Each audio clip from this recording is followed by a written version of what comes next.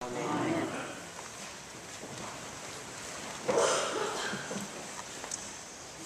Father's Day to all fathers out there. I got a Father's Day present because I'm a father too today. We heard in our gospel that familiar story of the naming and the sending out of the disciples. And we know that it wasn't just then that those disciples went out and disciples of Christ go out, but it continued on. It reached beyond into the Gentiles, it reached beyond into the Samaritans, it reached across the earth, and today it's even reaching out, and ministry is happening in Columbus, Ohio, and St. Mark's Church. For we are the inheritors of the call of the disciples. It's a wonderful commission, but it can be a little daunting to be the heart, the hands, the voice of Jesus Christ in our world. I don't know about you, but sometimes I just don't know where to begin, where to jump off into this big confusing world where people kill each other on one coast and shoot at each other at another coast, and high-rise buildings burn down across the ocean. But yet, my friends, we're called to that mission. We're called to this discipleship. And in thinking about how to jump off, how to get started this week, I went back in my mind to one of the most influential television programs that ever touched my life, Star Trek. Now that's spelled, just so we have it straight when we get to the door at the back of the church, S-T-A-R-T-R-E-K, not S-T-A-R-W-A-R-S. Just to let you know. A couple rules about starting with Star Trek. The first one is to admit that yes, my childhood hero did wear a gold pajama top. His name was James Tiberius Kirk. I brought in my Star Trek uniform. It's not a costume, it's a uniform. I brought in some of the pieces of equipment from my Starfleet utility belt. These are pieces of equipment, they're not toys.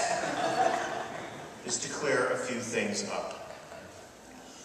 One of the genius elements of Star Trek was its creator, Gene Roddenberry.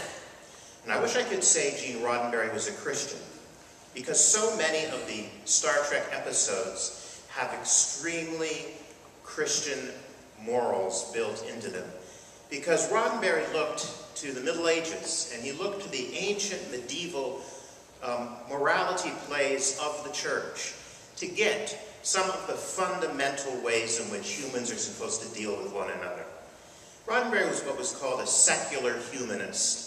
And the best Star Trek episodes are infused with these values and teach us a lesson on how to be better people. The worst of the Star Trek episodes are absolutely awful. Part of the structure of how these episodes work, and I often thought, after watching an episode, if I only had 60 minutes with Gene Roddenberry, he'd become an Episcopalian, he just didn't know it. How these episodes work is they're often seen through the lenses of the three principal characters. Three principal characters come into our world over and over again. Last Sunday we talked about the Trinity. The oldest images of the Trinity were in today's Old Testament reading from Genesis, the three visitors to Abraham. You may be familiar with that wonderful icon from Andrei Rublev that depicts that encounter. The church sees these three visitors as the first representation of the Trinity in the Bible. Star Trek is not different in that its three principal characters each experience life through a lens that speaks to us. And if you stop and think about it, this lens has happened over and over again. For instance, recall The Wizard of Oz for a moment. What do the three characters want in The Wizard of Oz that Dorothy encounters. Scarecrow wants a brain, Tin Man wants a heart, the lion wants courage. In Star Trek, the embodiment of courage is always Captain Kirk. The Vulcan, Mr. Spock, is the embodiment of the intellect. And Dr. McCoy always approaches whatever problem they encounter with heart and compassion. My friends, that is the trinity of personality that we can embrace as disciples. That's the place to jump off from. That's where you and I can begin. To remember that we are to be the heart of God and Christ in our world. We are to be more nearly the mind of Christ. And as we do both of those things, we need to do them with courage and conviction. We need to be able to reach out as disciples into our world as only we can do. And I don't mean we as Episcopalians, I don't mean we as members of St. Mark's, I mean we as the unique human being that God made each and every one of us. We all have a calling. It is unique. It is to be a disciple. And so, my friends, this morning as we hear that sending forth of the first disciples, let us remember our call to discipleship and our mission that is more than a 5-year mission. It's more than into the final frontier. It's to usher about the beloved community that literally takes us beyond the stars. Amen.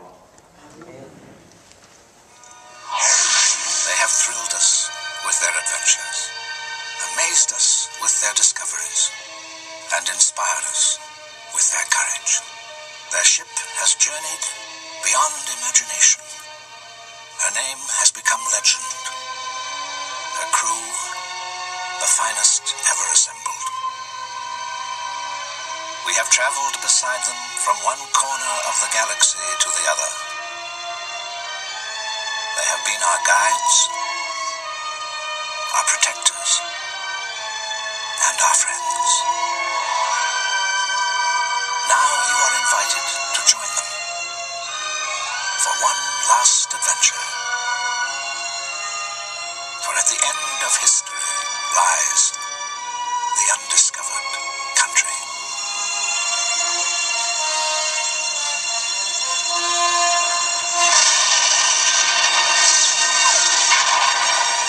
Star Trek VI, The Undiscovered